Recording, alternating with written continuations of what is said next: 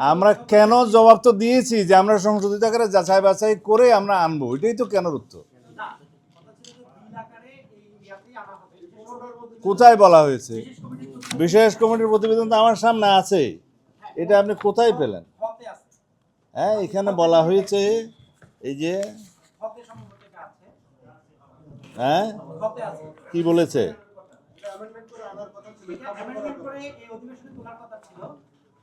কত নম্বর?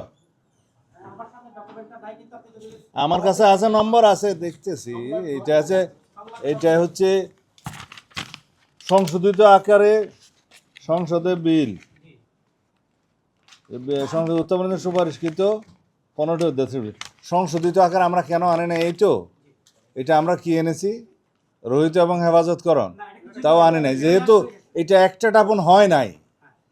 এই বিলের মাধ্যমে কোনো একটি পয়সাও খরচ হয় না, একটা পদও নিয়োগ করা হয় নাই, সুতরাং এটা হেফাজতের দরকার নাই, এটা রহিত হয়ে গেছে। তা আমরা পরের সেশনে এটা আনবো, এটাতে এই সেশনেই আনবো এরকম কোনো বাধ্যবাধকতা নাই।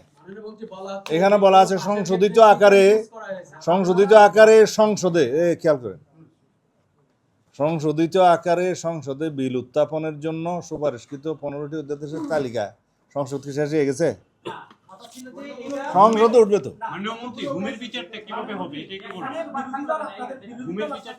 জবাব হয়ে গেছে, আমরা সংশোধিত আকারে সংসদ উত্থাপন করব, সংসদের মেয়াদ আছে তো, অধিবেশন তো আরো হবে।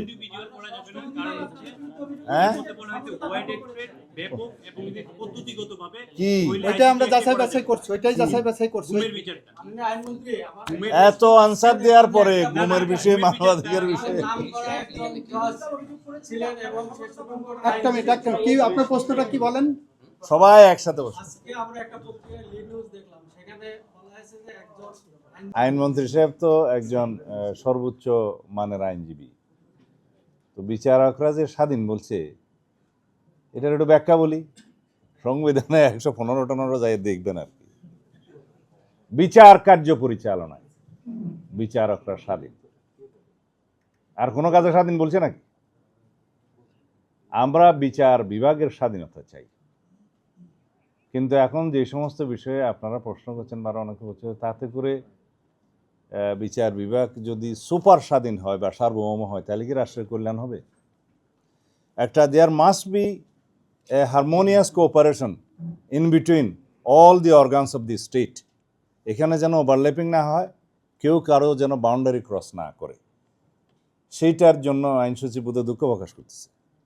সেইটার জন্য আমাদেরকে একটা চেক অ্যান্ড ব্যালেন্সড এবং ভেরি ব্যালেন্সড সচিবালয় অধ্যাদেশ সুপ্রিম কোর্টের এবং সুপ্রিম কোর্টের বিচারক নিয়োগ অধ্যাদেশ, এই দুইটা সম্পর্কে খুব ভালো আইন আনতে হবে, সমস্ত স্টেক হোল্ডারদের সাথে আলাপ আলোচনা করে। এই কথাগুলোই বিলের এই যে প্রস্তাবনায় বলা হয়েছে, যেখানে আইনমন্ত্রী রহিত এবং হেফাজতকরণের বিলটা আনেছেন সেখানে বলা হয়েছে, এবং বিলের ওই যে কারণ সম্বলিত, উদ্দেশ্য কারণ সম্বলিত যে লাস্টে প্যারা থাকে সেখানেও বলা হয়েছে। তা আমাদের অনেক মাননীয় বিরোধী দলীয় সদস্য প্রস্তাবনা এবং ওই যে উদ্দেশ্য এবং কারণ সম্বলিত প্যারা বাদে বাকিটা পড়ছে। ধন্যবাদ। যাই।